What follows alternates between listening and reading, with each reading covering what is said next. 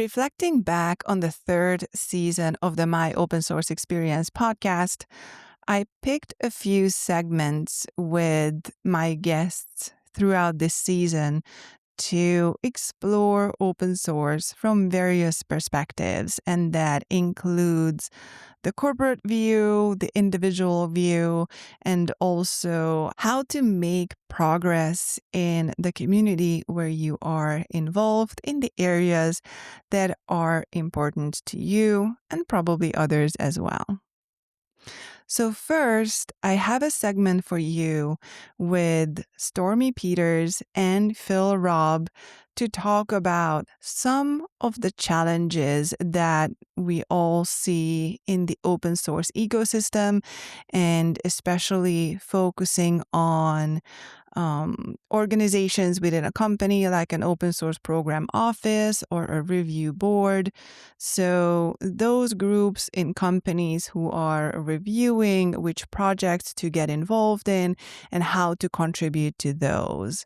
So Stormy and Phil are talking about their experiences at HPE and how the company and they approached to review what will be submitted upstream and how.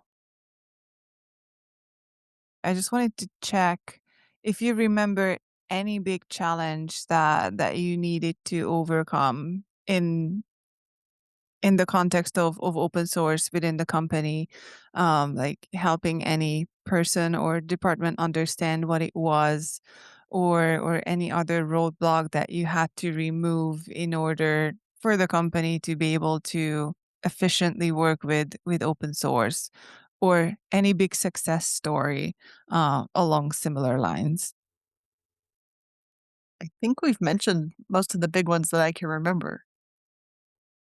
I think the one that I would add on is the challenge of, again, when you're introducing something new, is the product team that is 2 days from shipping and they realize that they have to go through the open source review board because they've got open source and they need to ship and they did something wrong.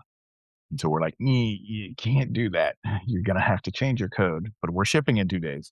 No, no, you're not. Yes, yes, we're shipping in 2 days. And then we have our lawyer call their lawyer and then they fix it before they ship.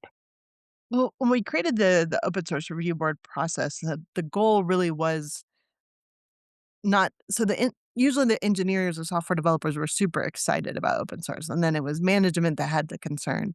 And so the goal was not to slow things down. So we really wanted to have a process that anyone could get the review and their answer within a week. So if a software developer was really excited and wanted to use this piece of open source software, within a week they could have an answer, so that we didn't hold up the development process at that point. Now, if they tell you about it 2 days before they're shipping, that's the week's not going to help, right? But the idea was like it should be so smooth that it's not an impediment to using technology and to building product.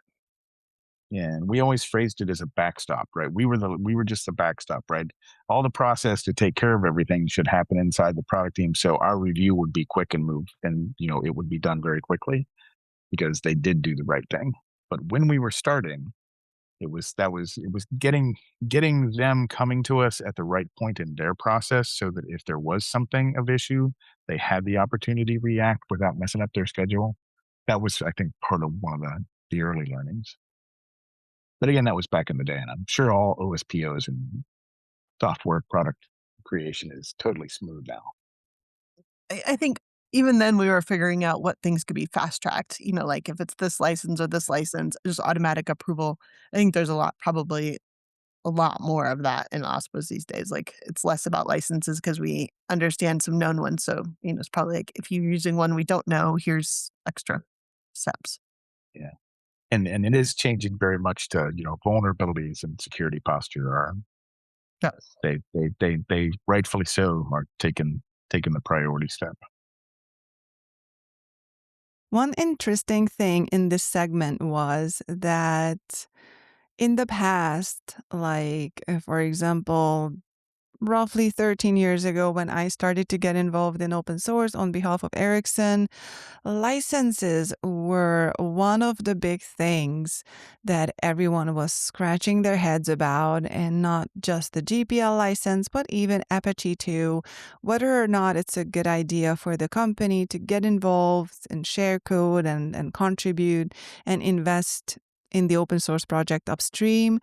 But what Phil and Stormy were pointing out about security and vulnerabilities, those areas just got into the spotlight because of AI and how AI speeds up both the code generation and with that sometimes also the bug generation, and also finding either bogus or real vulnerabilities. And all these have to be reviewed and attended to. So that is something that has been keeping the open source communities very busy. And if you are watching the space, then all the fixed vulnerabilities are also starting to keep the companies downstream very busy.